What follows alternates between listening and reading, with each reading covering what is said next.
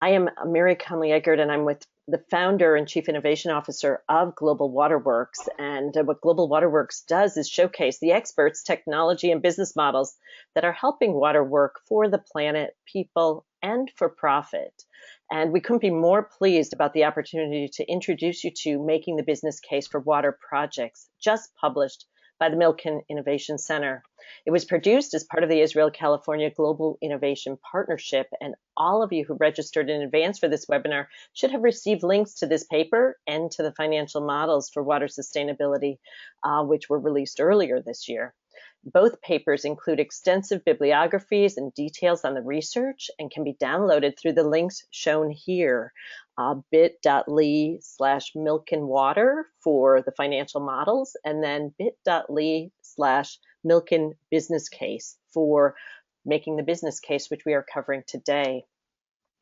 We are fortunate to have with us Shira Eting, the author of the business case, who worked as a fellow with both the Milken Innovation Center and Israel New Tech.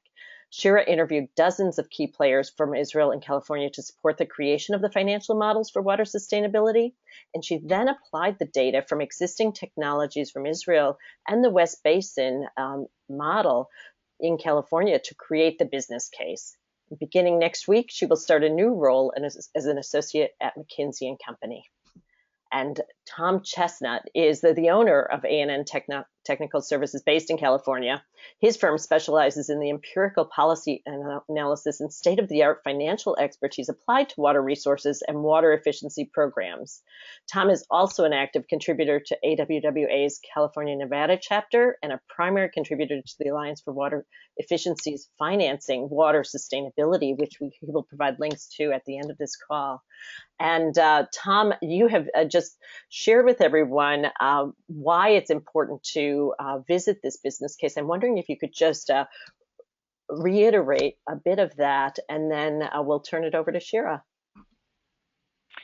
Sure. So I was trying to give the tease for how this model and report would be useful, and I do think it'd be useful to a broad case. Many water utilities have a need for innovative solutions, and I think this provides a piece of the puzzle, and in particular, the economic logic that lies behind a business case.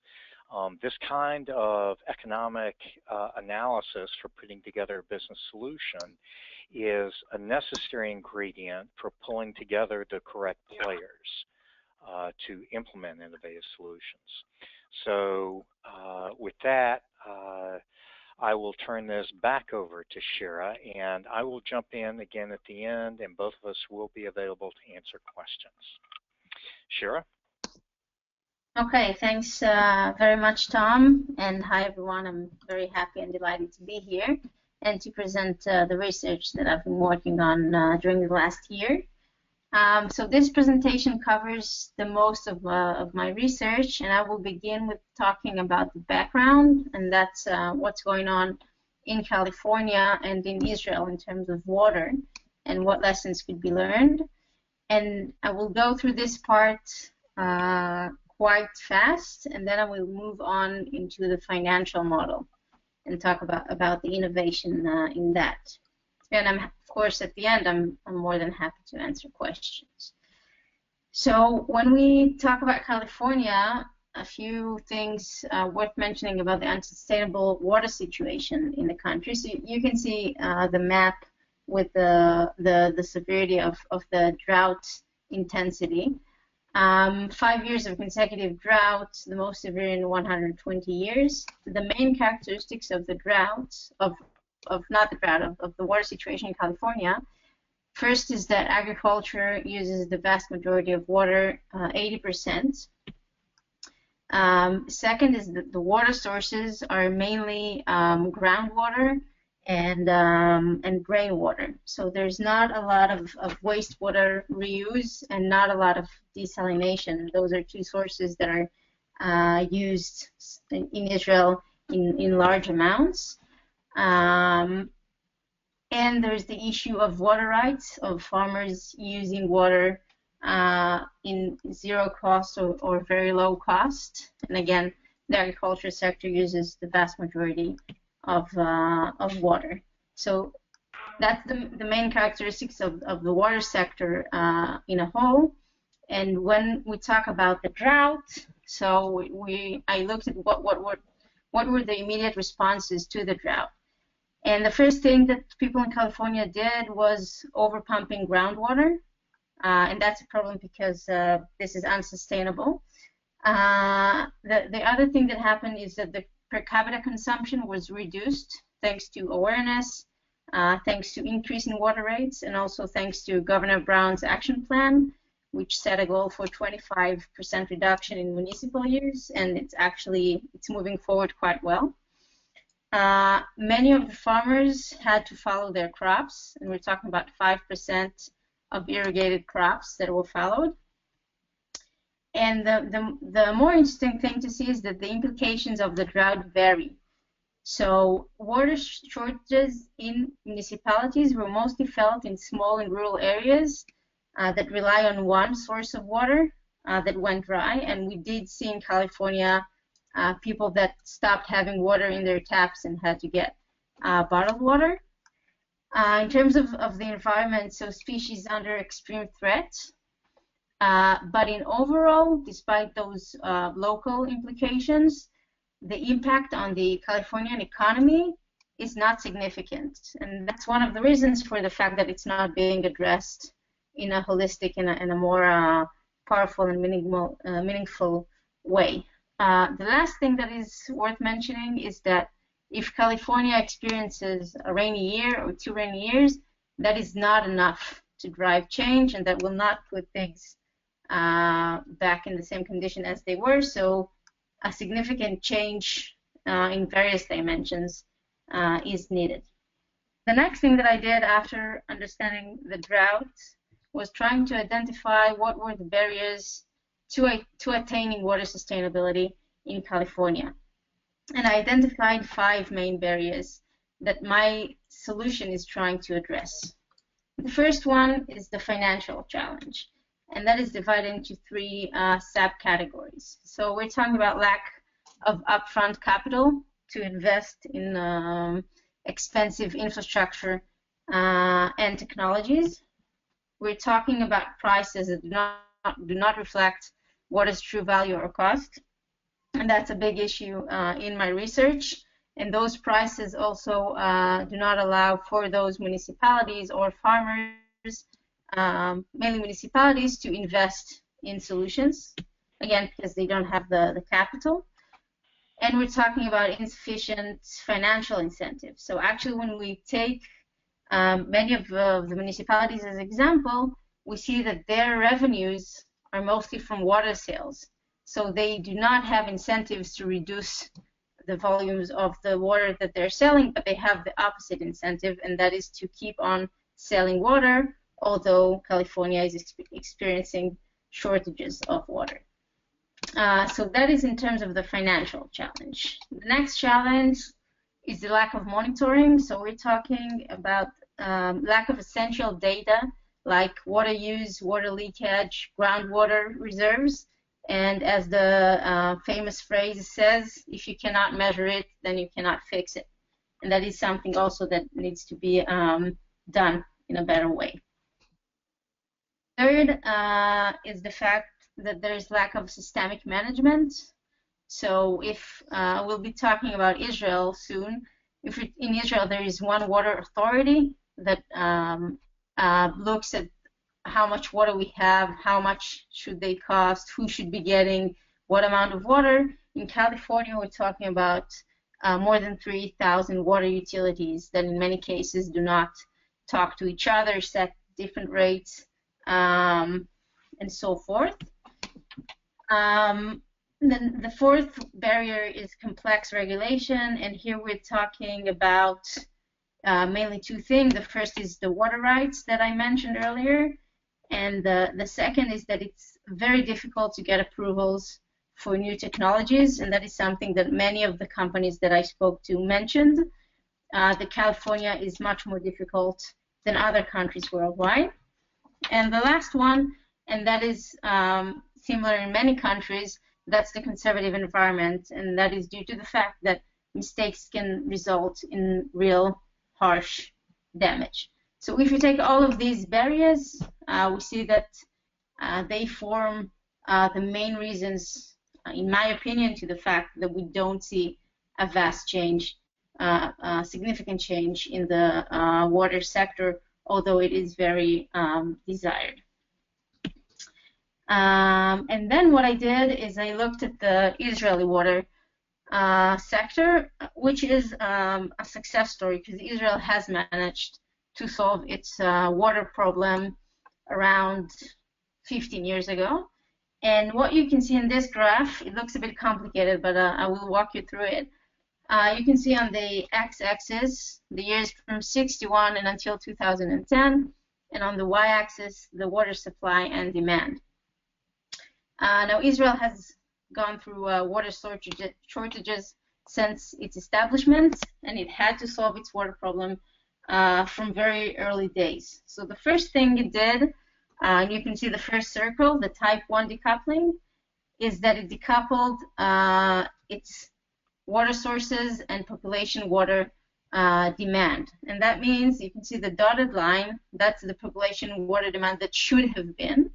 And then you can see the natural water supply, and that's the black line. And it's done that through virtual water, so it actually stopped, it actually started importing food that needs a lot of water, and it reduced its exporting water outside through food, and that's the concept of virtual water.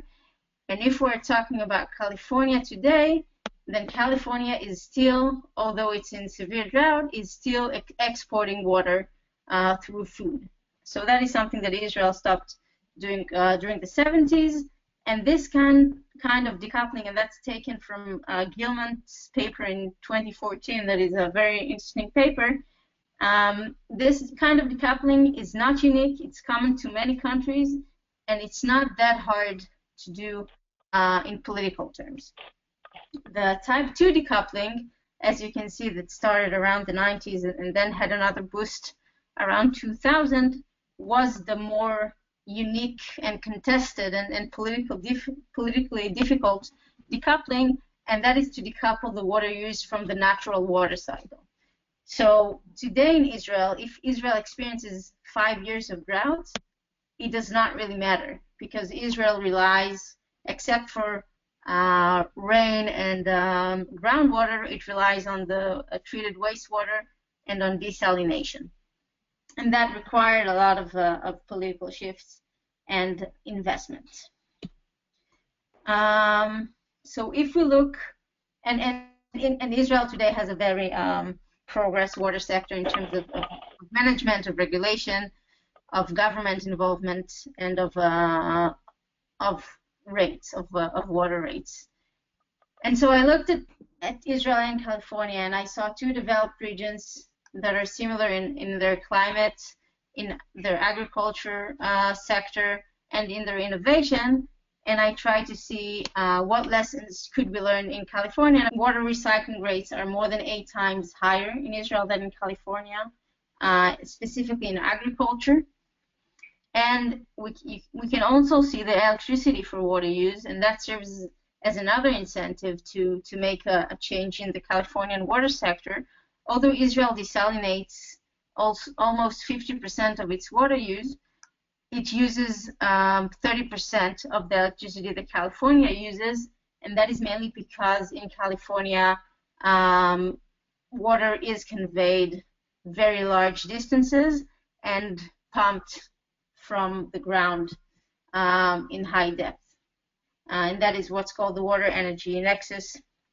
And with climate change, etc., that's another incentive to change the way water is managed.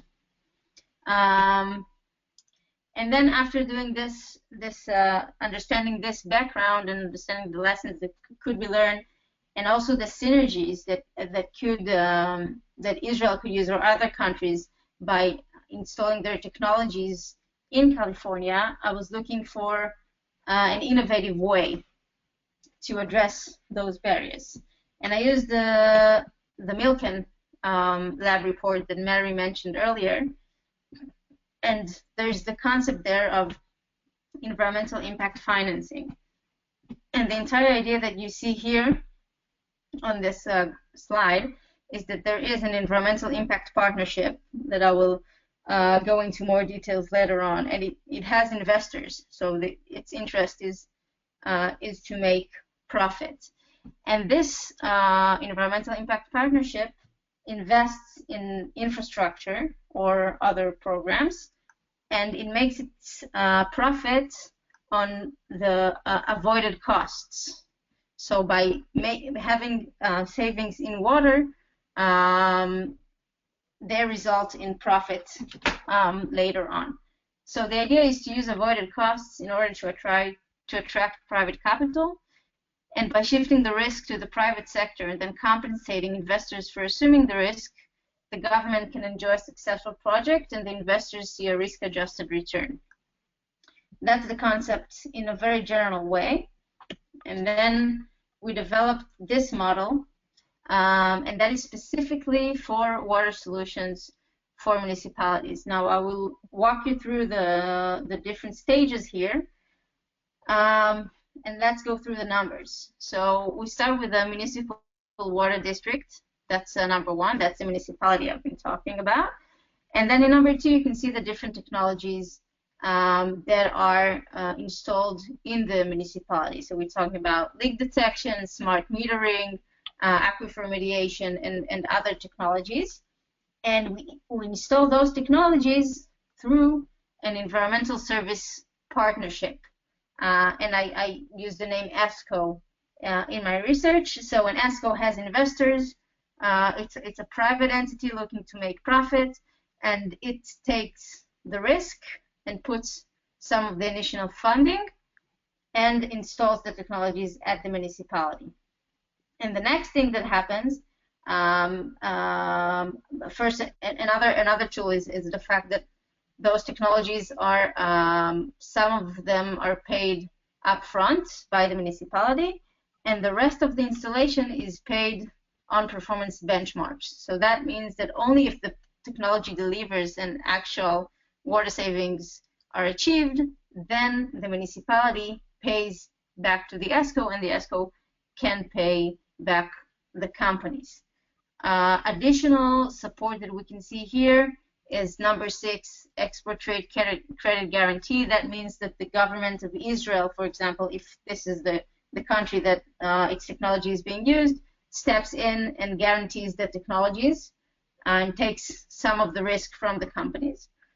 Another very important tool is the financial support. It could be done from the Californian government or from the Israeli companies, and that is loans in low interest rates. And number 8 is tax-exempt financing or municipal facilities funding. And again, here, if you're talking about setting a policy to help fight this drought, then the government can give some financing to water-saving projects, and that is being done in California to some extent, but can be done in a better way. So actually what we see is that this solution can address all the barriers that I mentioned. So as I said, the first one was lack of upfront capital, and we're bringing capital from the private sector, and we're using avoided cost.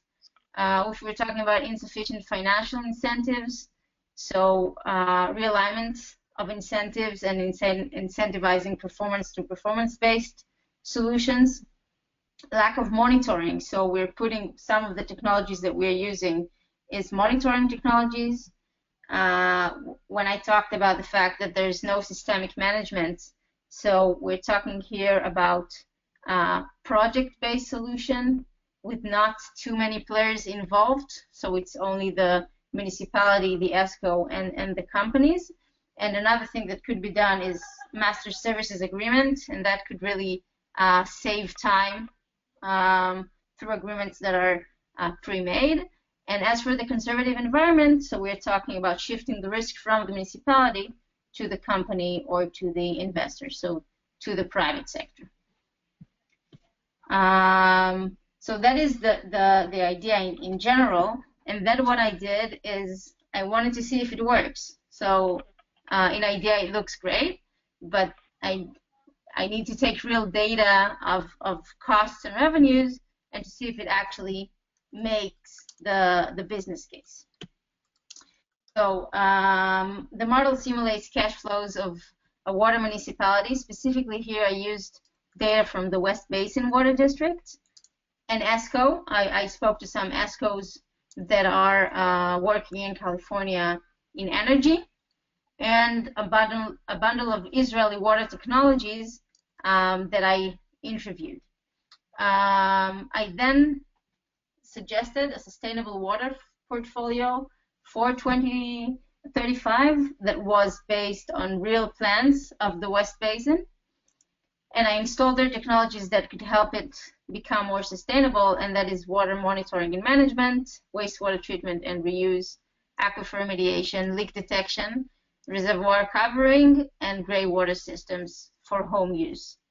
Another note that is worth mentioning here is the fact that I did not put desalination in my model for two main reasons. The first being that desalination is much more expensive and energy intensive than the other technologies. And the second is that I think that desalination could be part of the solution, but I think it's the last resort. So since it's so energy intensive, I think that there are many other ways that we can try and solve the problem before we go into massive desalination, as being done in Israel today. I also include in my model, and I mentioned that before, financial programs that exist today and are offered by the Californian government and the Israeli government, and these were substantial in improving the profits, and they can actually tip the scale from a non-profit to a profitable project. And then I designed the agreements between the municipality, the ESCO, and the companies carefully, and determined the share of costs, revenues, and risk to enable the project execution and to make sure that all stakeholders are profitable and break even at a pretty similar stage. And now I'm diving a bit more into the details, and the model is also available to you through the links that Mary shared with you. So what we said, you can see here at the bottom line, the total capex, that's the capital expenses of those technologies. And you can see it could be breakdown into cost of engineering in blue, and that is paid to the ESCO because the ESCO does the engineering, 25% to installation, 30%, and then the rest of the 60% to the technology companies. Now that is broken into 30 and 30. The gray one is the upfront payment that is paid to the companies, and the yellow one is the performance payment. That means that the companies get 50% of their costs only if their technology delivers, and not upfront, but after a few years. And then the second and the third row is the municipality share and the ESCO share. So as you can see, those technologies are installed in the municipality, but the municipality only pays 70% of the cost, the capex, and the ESCO pays 30% of this capex, and it pays it to the companies based on performance. Then the second slide, the second chart, the 40 and the 60, that is how the revenues are shared between the ESCO and the municipality. That is the share of savings, as I just said. And now I'll go into the modeling results. So the first thing that you can see here is on the x-axis the number of years. So that's the 20-year long project. And you can see the water on the y-axis, the water that is being used. And the first thing that you can see is that there is a very modest increase in the water use despite of population growth and economic growth. And that is achieved through the fact that the per capita use is declined through awareness and social behavior.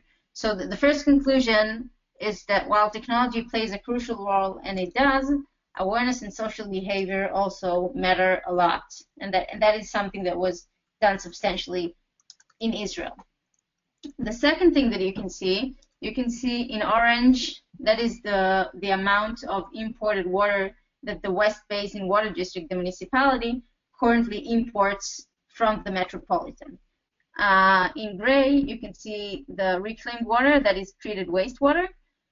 And in yellow, you can see the decrease in non-revenue water, that is the decrease in leakage, in water that go through the pipes but eventually don't make it to the end user, and water evaporation from reservoirs. So what you can see happens from year 1 to year 21 is that there is a decrease in the amount of imported water, and increase in the treated wastewater, and also less water that leaks and evaporated. And you can see some steps in after the second year and after the sixth year, and that is because how I constructed the model. I allowed for 2 years of installation of the technology, and I said that the first 6 years the technology doesn't deliver in 100%, and only after 6 years it delivers in 100%. The next result of the model is the fact that the price of water must increase to reflect the real value and cost of water. Now, I haven't mentioned that earlier when I compared Israel and California, but when I compared the prices, and it wasn't very easy to do because California doesn't have one unite price for water, but on average, I saw that the price of water in Israel for both farmers and municipal use is about 4 times higher.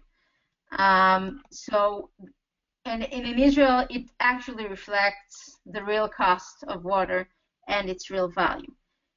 So the price of water in California must increase, and I did that in my model, and it must do so for 3 main reasons. 1, escalation over time.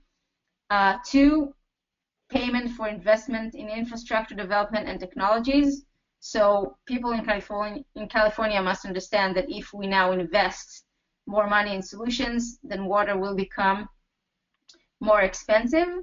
And 3, we have to compensate the municipalities for the avoided revenues from water savings achieved. But in overall, we're not talking about a very big increase. So we're talking about increasing the price from about $1 into $1.40 per cubic meter along 20 years. The third thing you can see here is the cash flow. And the way I designed the cash flow, that is the agreements between the municipality, the ESCO, and the companies, and there's definitely room for creativity, and a long-term view is necessary in order to justify the project's ROI. So if the project only lasted for 10 years and not for 20 years, it would not be profitable. A long-term view is really needed here, and what you can see, the different lines below the 0 on the y-axis, that is the debt, that is the costs, and above the 0, that is the profit. So you can see in blue, that's the company's debt. They take a loan for 8 years, and in yellow, that is the municipality debt. They take a loan for 20 years. And then you can see, we'll start with the company's income in gray. So they receive 30% of their costs up front in the first year. Then they don't receive money for the first 7 years because the first income goes to the municipality and to the ESCO. And only after the municipality and the ESCO break even, then the companies get their money. And you can see in blue and in orange the income of the municipality and the ESCO. And again, there is plenty of room for creativity and flexibility in designing those terms. A few other things that are worth mentioning is that after 15 years, the agreement between the municipality and the ESCO ends, and then the municipality is in charge for all costs and revenues from water savings. And the final outcome of this model is that there is a business case for water. So after 20 years, 38% water savings are achieved, and you can see the internal rate of return for the ESCO, for the companies and for the municipalities, and that is 18, 17, and 23 to each one of them. So it's worth doing, and again, this could be changed through the agreements between them. The break-even point for each one of them is between 6 and 9 years. That was it. Following this, and after I realized that the business case could be made for water, I extracted some recommendations for policymakers in the middle, and then for each one of the stakeholders. And these are based on my model and also on lessons from Israel, lessons from the energy sector, and from the interviews that I've done. So I think that the most important thing for policymakers to understand is that they would like to create a water-saving playing field. And that means that they want to incentivize different stakeholders for saving water. The first thing that they should do, in my opinion, is to increase water prices so they reflect the real cost and value of water. The second thing is to make the regulation easier for technologies to be installed. And the third is to provide financial incentives through various programs. Now, for each one of the stakeholders, ESCO is an entity that currently exists and is quite successful in the energy sector in California. And I think that it could be also profitable and feasible in the water sector. And I think that they should take a risk, and in order to make profit. And when they do take a project like this, they should monetize all avoided costs and revenues, and that is not only on water, but also on infrastructure and energy. If we're talking about the technology companies, and in my research specifically, I was talking to Israeli companies, but that applies to all technology companies, is first make the business case for your product or for your service, show what is the ROI for it and in what year it breaks even. Develop innovative business models. That means you can move from selling products to selling services and take more risk, like in my model, get only 50% paid up front and the rest after X amount of years. And the third is work with existing support, because there is support out there, but sometimes it's not, they're not aware of it. And last thing, and here is where I end, is recommendations for the municipalities. And that is first, take a long-term view.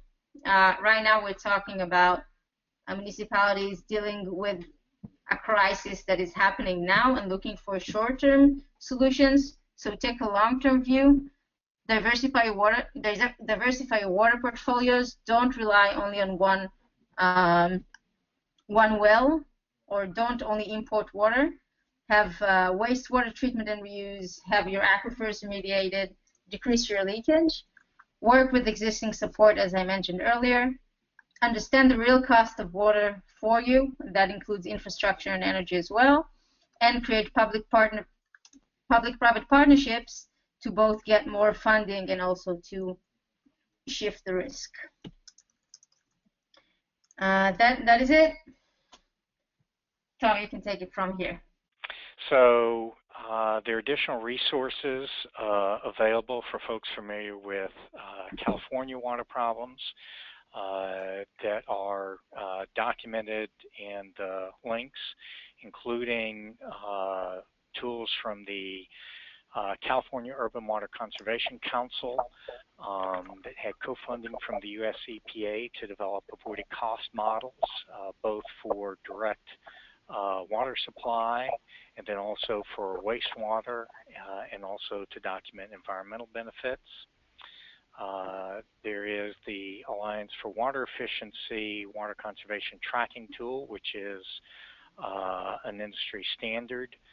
You can find out about that on the Alliance for Water Efficiency website.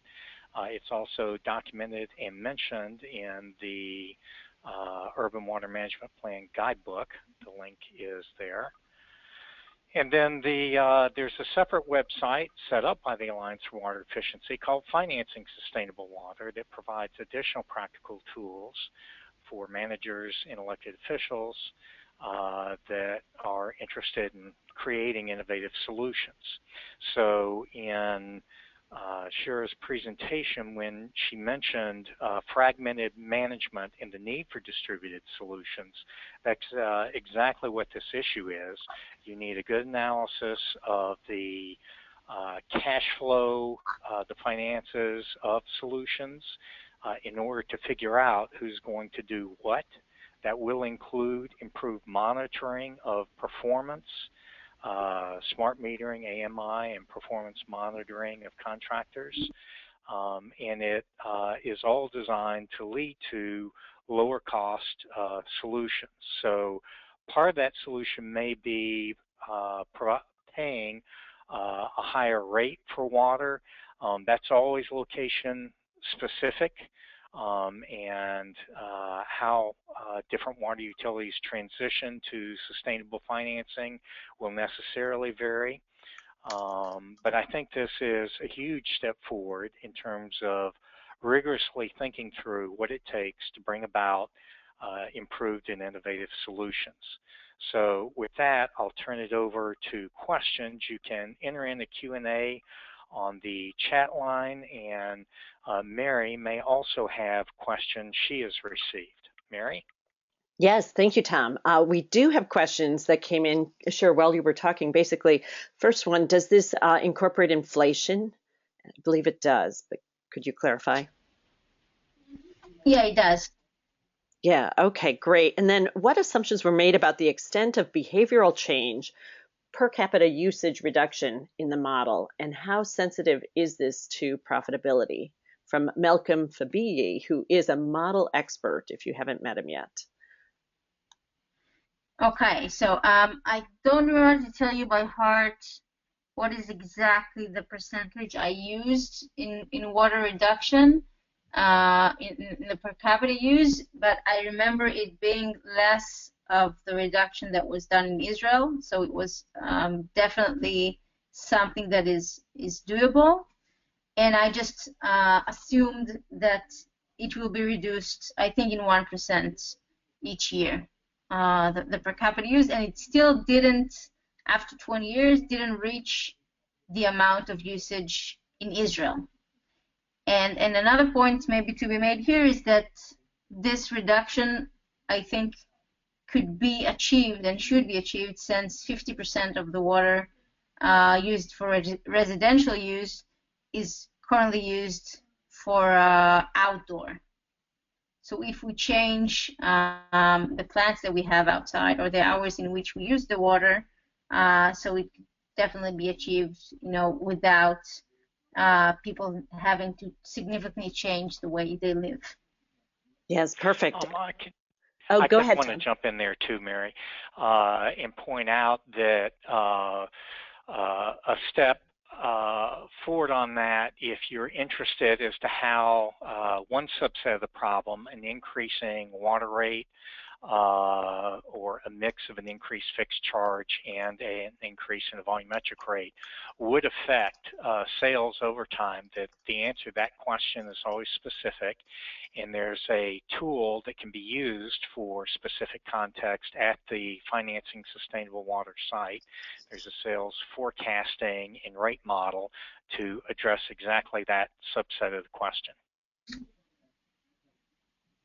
Yes, great, Tom. Thank you so much. And a question was here on... Just another thing to say about that, about compensating the loss of revenue from that, is that there is an existing policy in California that is called the WRAM, and that is money that is compensating municipalities for the loss in revenues. and that is for investor-owned utilities, and there are examples of public utilities that have implemented the exact same thing. The city of Los Angeles would be the most prominent example. Yes, great. Okay, well, we have clear expertise here on the call. And another question regarding the application of upgrades to the technology, Shira. Did the model include upgrades to the distribution system? And it did not appear to be reflected in the list of tech upgrades that were shown on the slide. Yeah, so actually that is a good question. That is something that I did not include in my model just because of the need for simplicity, but it definitely should be, you know, in real projects application should be included. I will mention that the report did point to leak detection and management as a part of the innovative solution. So Shira should not be too modest. I think the model is completely extensible to that. Also, the what leak models and distribution system pressure control and management used to determine an appropriate level of investment is the economic level of leakage. And it's exactly the kind of calculation she's doing that can also be found in other avoided cost models and is documented by the AWWA that addresses that economic logic that drives those programs. Yes, great, Tom. And you point out the efforts across the board in California. And I wanted to just acknowledge that this whole effort is the result of the Milken Innovation Center's oversight of a memorandum of understanding signed by Governor Jerry Brown and Prime Minister Netanyahu 2 years ago in March 2014. And tremendous progress has been made on that.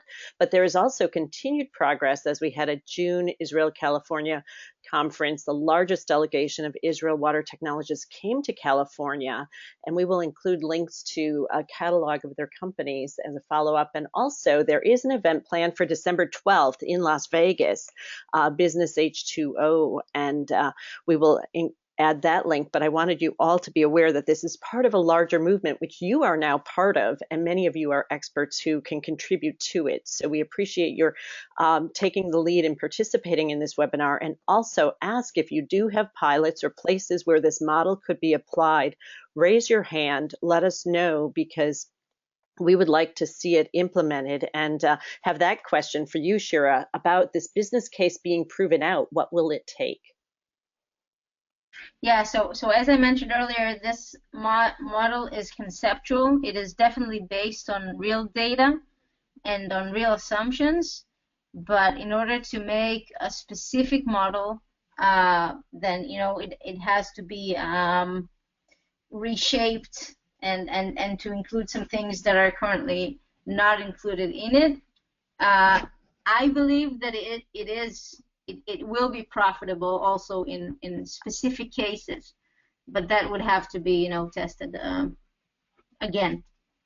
Yes, well, good. And I think the role of tiered rates is another part that factors into Israel's water, and people have asked about that. How does that apply here? Okay, so I did not incorporate tiered pricing. I only did the increase in water prices along the years. I kept it constant, but that is something that had a very big influence in Israel, and that was used in Israel, and is also currently used. So above a certain threshold of water usage for residential use, the price jumps, and that also has a very important behavioral effect. Yeah, I'd like to jump in on that. I think her model is entirely consistent with rate reform. I know another one of the questions in the chat line mentioned how politically contentious rates can be, and this is exactly true. And I also want to mention it is politically contentious when you cannot deliver water. Customers don't like that, and they endure shortage cost. They lose landscape. That is also politically contentious, and that part of the contentiousness, I think you will see continuing to play out in California. I do think that rate reform can lead to better outcomes, and that is something everyone has a stake and interest in. Yes, you covered a question as many questions are coming in here. I think one that's very interesting too is the shift from delivering technology products to delivering water as a service. And could you talk about, Shira, how these companies have moved to that model? Yeah, so a part of my research that I did not present here due to time limitations is what are companies doing now? And we do see some companies shift from selling products to selling services, and that is also one of our recommendations, as we know that many of the users, if it's be it municipalities or farmers or even end users, sometimes prefer to have a service and not a product because of their knowledge and because of the risk they have to take. And we do encourage water companies to do so. Now, it's important to mention first that moving from selling product to selling services is not optional for all water companies. That is very technology dependent. And another thing to mention is that there is an Israeli company that does wastewater treatment. It's called MFC, and they just created this model of moving entirely from a product to a service. So it actually builds the wastewater treatment plant and asks the customer. It does not require any payment upfront, but it only requires the payment for the money for the water that it sells to the end user. And that was also talked about in the water conference, Mary, that you mentioned earlier.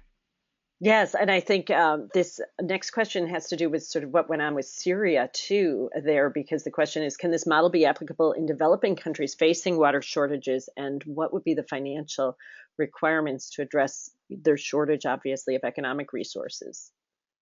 Yeah, so I think it could be applied. Of course, we have to acknowledge the differences between developed and developing countries.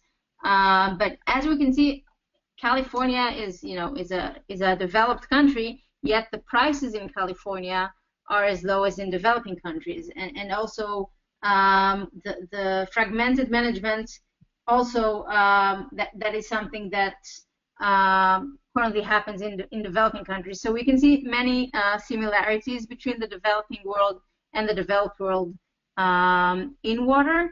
And I do think that specific enterprises like the one that I just mentioned about the wastewater treatment plants, they can be and they are applied in developing countries right now. So my answer is yes, it's applicable.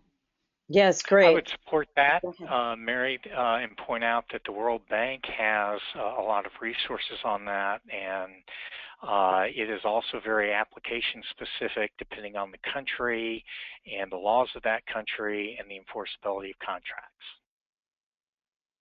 Yes, and I think that reminds me to reference to everyone that we do have this Global Waterworks LinkedIn group where people can share these different resources, because I just got a note here from Steve Zecker, who's on the call from Milken, who said LA is considering this water infrastructure as a service model and putting together a master services agreement.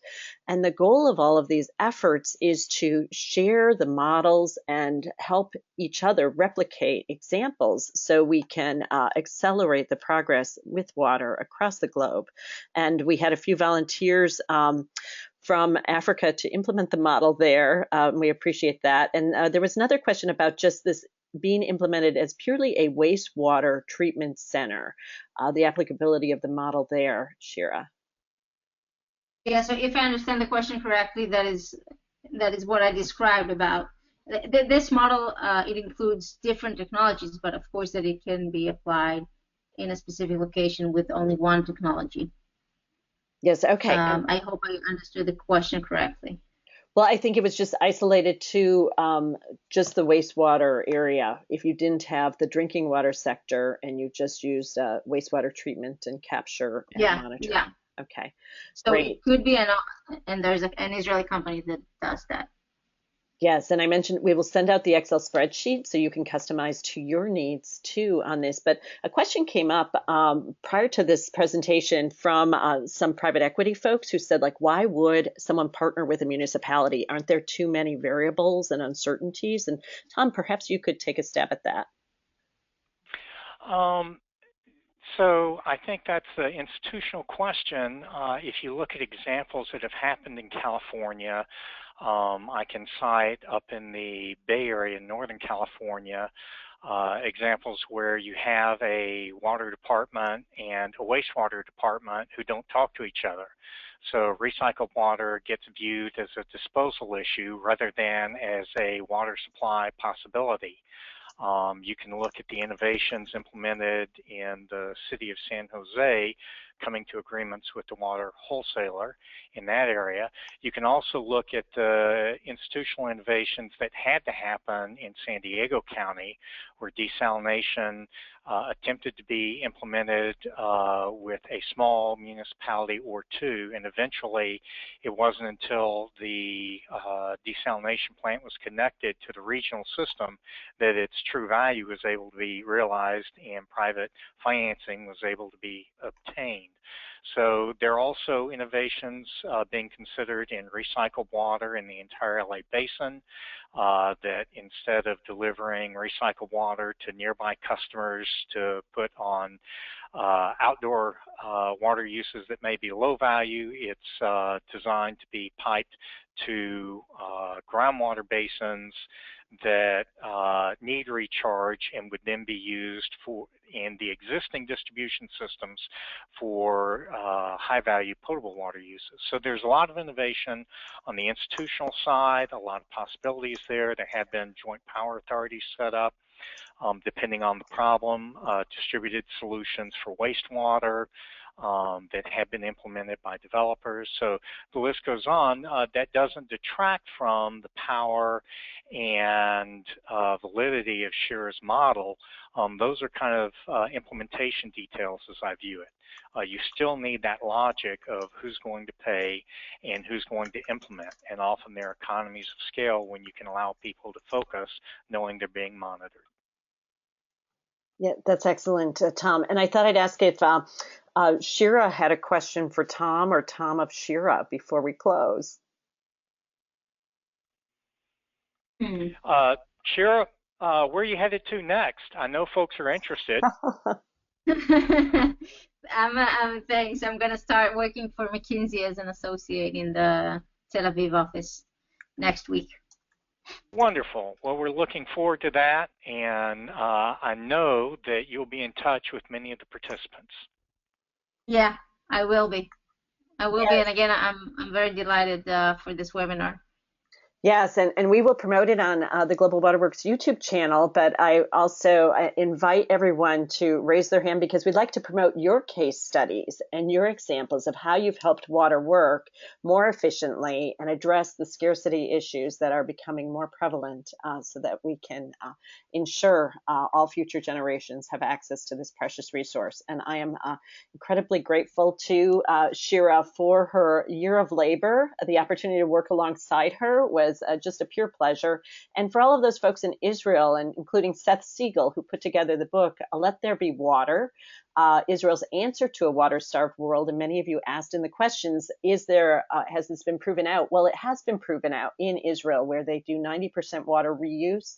And even in times of severe drought, they have capacity and are able to lend to neighbors. And that story is told by Odette Distel on our Global Waterworks YouTube channel as well. So each of you will receive an invitation to that LinkedIn group. And again, we appreciate your time. And Tom, appreciate your labors too in putting together those models for financial sustainability of water, and the Alliance for Water Efficiency and EPA, who have worked so hard for years to make these business cases. Fortunately, as Shira said, we can now measure what we've always wanted to manage. So hopefully we can steward it well. And with that, I'm going to sign off for today and just thank you all again for your participation. And we look forward to working with you all.